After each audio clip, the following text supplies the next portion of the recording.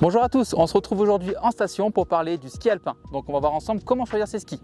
C'est parti!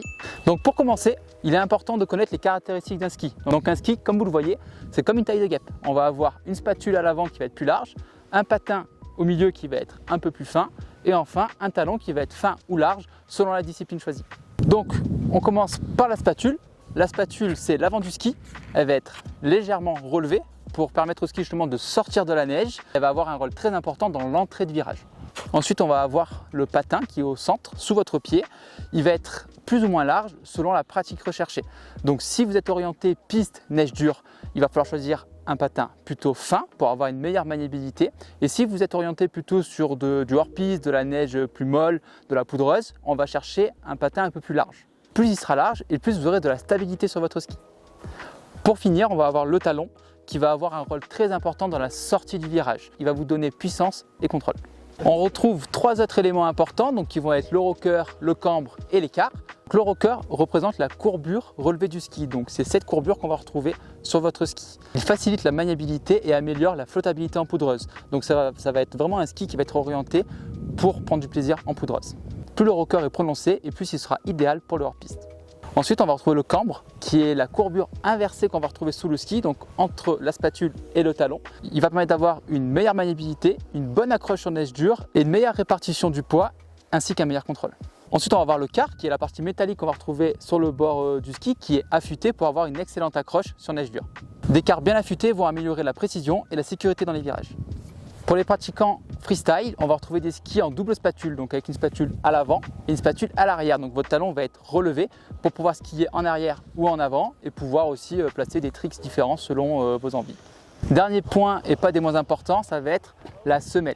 Donc la semelle, c'est la partie qui est en contact avec la neige et qui va vous permettre d'avoir une bonne glisse sur la neige. On va trouver deux types de semelles. La première, c'est la semelle extrudée qui va être moins coûteuse, facile à entretenir, orientée pour les débutants ou les skieurs occasionnels. Cependant, elles offrent une glisse moyenne et nécessitent moins de fart. On va retrouver également des semelles fritées qui absorbent mieux le fart, qui offrent donc une meilleure glisse et qui sont plus performantes. En revanche, elles seront un peu plus coûteuses. Donc revenons-en au sujet essentiel de cette vidéo. Pour choisir son ski, il va falloir déterminer son niveau. Si vous skiez avec les skis un petit peu en chasse-neige, vous restez sur des pistes bleues et vertes, vous avez un niveau débutant.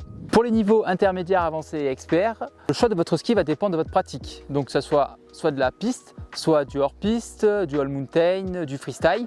Donc on va voir ensemble comment choisir en fonction de votre pratique. Donc si votre pratique est orientée principalement sur du ski de piste, que vous aimez faire des grandes courbes, prendre beaucoup de vitesse, il va falloir choisir déjà un ski relativement grand, donc un petit peu plus haut que votre taille ou légèrement en dessous, pour pouvoir justement avoir un rayon de courbe très large.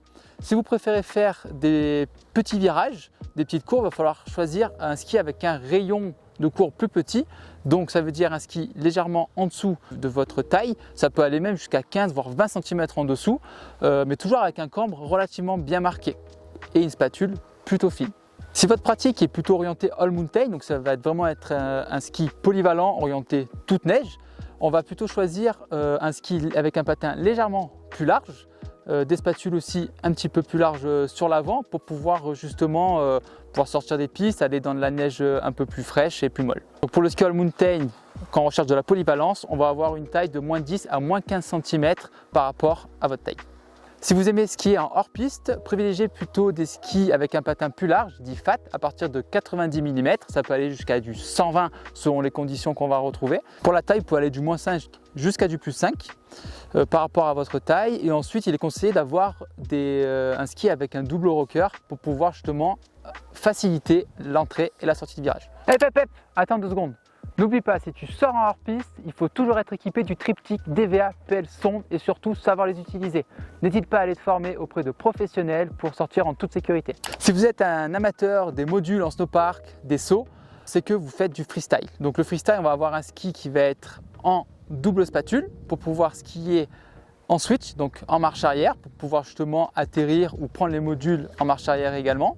On va avoir des skis relativement courts pour qu'ils soient maniables et légers et permettent justement d'envoyer des meilleures rotations. Certains skis sont aussi équipés de quarts renforcés pour éviter justement d'abîmer vos skis lorsque vous atterrissez sur les modules. En résumé pour les experts, si vous cherchez un ski de piste, vous allez vous orienter vers un ski long et étroit. Et si vous cherchez du ski poudreuse, vous allez vous orienter vers un ski long mais large.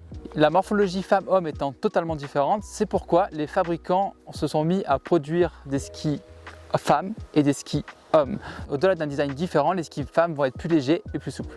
Une dernière chose, il est important d'entretenir votre matériel.